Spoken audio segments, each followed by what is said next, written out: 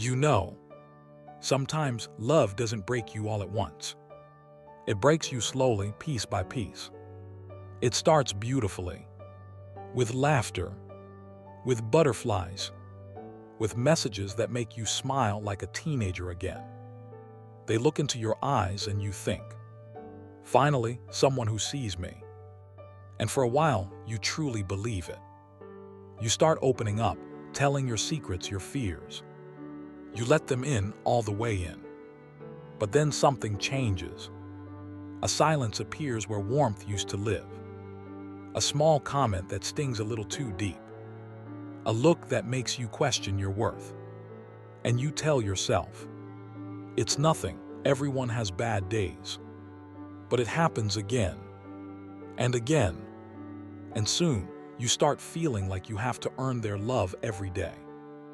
You begin to walk on eggshells, afraid to say the wrong thing, afraid to be too much, afraid to be you. That's when love stops being love and starts becoming survival. Have you ever felt that? That quiet, invisible exhaustion. The one where you still love them, but you no longer love yourself around them. You tell your friends, no, it's not that bad, I can handle it.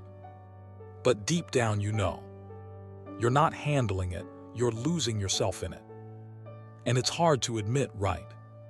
Because how do you explain to people that someone who says they love you can also make you feel invisible? But that's how toxic relationships begin. Not with violence, not with cruelty, but with small compromises. One piece of yourself at a time. You stop doing what you love. You start doubting your opinions. You laugh less. You apologize more. And before you know it, you've disappeared. You know what's tragic? It's not that someone made you feel small. It's that you believed them when they did. You stop seeing your own light because someone else couldn't handle its brightness. That's how people lose themselves trying to be loved. Not because they're weak, but because they keep trying to fix what they didn't break. But let me tell you something powerful. You cannot heal in the same place that taught you to hide your wounds.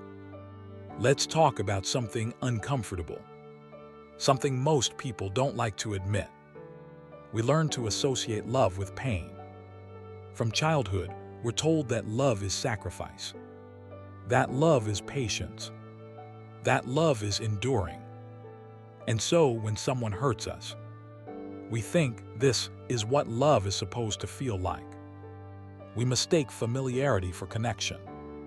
If someone reminds us of home, even if home was full of chaos, we call it destiny. But maybe it's just the repetition of our oldest wound.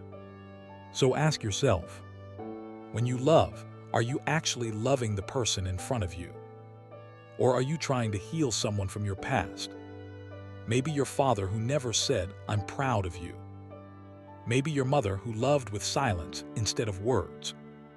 Maybe the first person who left when you needed them most. Because if love always feels like walking on fire, you start to believe that burning is the price of being seen. And that's where we lose ourselves. Not all at once, but in tiny acts of self-abandonment. You say, it's okay, I'll change. You say, they didn't mean it. You say, I just need to love them harder. But love shouldn't feel like endurance. Love should feel like exhale. Like coming home to yourself, not leaving yourself behind. And yet many of us stay. Why? Because we're not chasing love anymore. We're chasing validation. We want to prove we're worthy of being chosen. So we keep giving, and giving, and giving, until there's nothing left to give. Have you ever looked in the mirror and thought, I don't even recognize myself anymore? That's the moment your soul whispers, this is not love, this is loss. There comes a day when you wake up, and something inside you refuses to shrink any longer. It doesn't happen dramatically. It happens quietly, in the middle of an ordinary morning. You make coffee, you look around, and suddenly you realize how tired you are. Not just physically, but spiritually. You realize you've been trying to earn something that should have been freely given.